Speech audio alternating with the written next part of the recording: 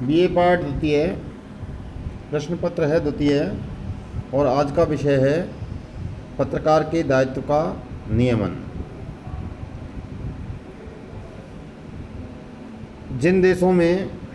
पत्रों की स्वाधीनता सर्वमान्य है, वहाँ भी कुछ मामले ऐसे हैं जिनमें राज्य को सीमा लगाने के अधिकार हैं। संयुक्त राज्य अमेरिका जैसे समृद्ध देश में सर्वोच्च न्यायालय ने 1925 में गिल्टो बनाम न्यूयॉर्क मुकदमे में अपना निर्णय देते हुए कहा था कि यह एक आधारभूत सिद्धांत है जो बहुत दिनों से स्वीकार किया जा चुका है। संविधान ने जैसे भाषण और प्रेस की स्वाधीनता की रक्षा दी है, वह किसी व्यक्ति को यह निर्बाध अधिकार नहीं देता कि वह चाहे कुछ कहे और चाहे कुछ छापे। उसका कोई उत्तरदायित्व नहीं है और न उसे एक अप्रतिबंधित और बिना लगाम अनुमति देता है। जो लोग इस स्वाधीनता का दुरुपयोग भाषा के हर संभव प्रयोग द्वारा करें, उन्हें कोई दंड नहीं दिया जा सकता। इस बारे में सर्वप्रथम संयुक्त राष्ट्र महासभा के भीतर उसके प्रथम अधिवेशन, जो कि लंदन में हुआ था, में एक प्रस्ताव आया कि सूचना की स्वाधीनता के बारे में एक अंतर्राष्ट्रीय प्रस्ताव हो। यह मामला महासभा की दूसरी बैठक ने आर्थिक और सामाजिक आयोग को सौंप दिया, जिसने अप्रैल 1948 में जिनेवा सम्मेलन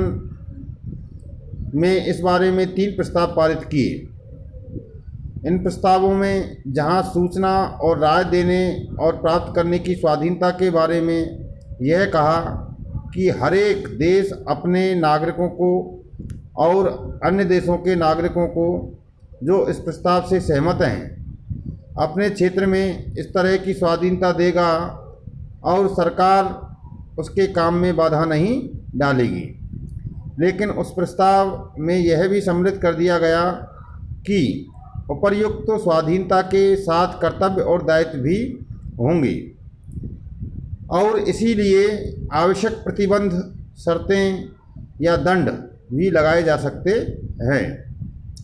ये शर्तें उन मामलों के बारे में हो सकती हैं जिनका राष्ट्रीय हित में गोपनीयता रहना जरूरी है, या धोखाधड़ी को रोकना उद्देश्य हो, या 2 देशों या उनकी जनता के बीच जानबूझकर झूठे गलत समाचारों से उनकी मित्रता प्रभावित करने का प्रयास हो। यह भी कहा गया कि इस प्रकार का कोई शब्द जो किसी सरकार की प्रणाली को हिंसा के द्वारा बदलने या अव्यवस्था फैलाने के लिए लोगों को उकसाते हों, वो वाक्य जो लोगों को आपराधिक कर्म करने के लिए उकसाते हों, जो अश्लील हों या युवकों के लिए खतरनाक हों, या कानूनी कार्यवाही के निष्पक्ष संचालन के लिए हानिकारक हों, जो साहित्यिक और कलात्मक अधिकारों का हनन करते हों और जो दूसरे लोगों की प्रतिष्ठा को कम करते हों, इस प्रकार उनकी मानहानि करते हों, या जनता का कोई हित न होते हुए भी उन्हें अहितकर हो, उनके लिए अहितकर हों, ऐसे शब्द या वाक्य स्वाधीनता का लाभ नहीं उठा सकते।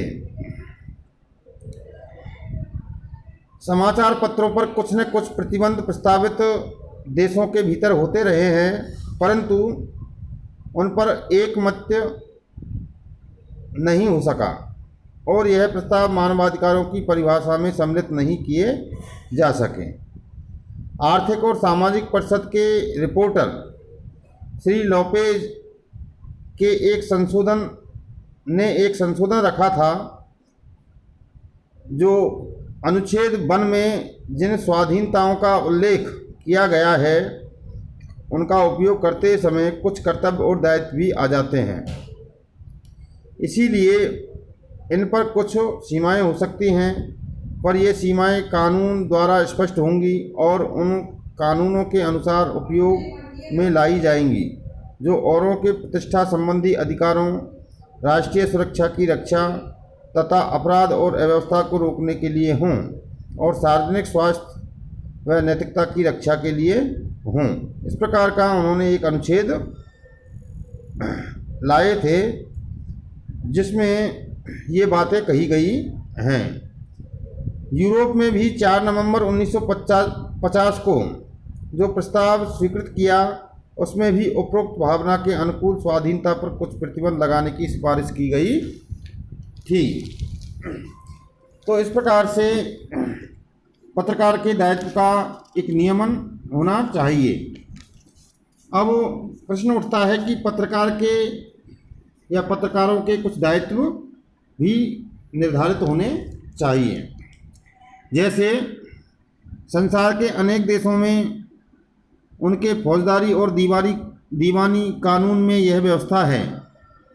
कि साधारण नागरिक के जो अधिकार और कर्तव्य हैं वे पत्रों और पत्रकारों पर भी लागू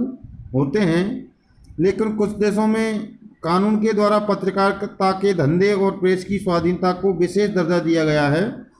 उन देशों में पत्रकारों की सीमाएं और उनके दायित्व भी कानून द्वारा निर्धारित किए गए हैं।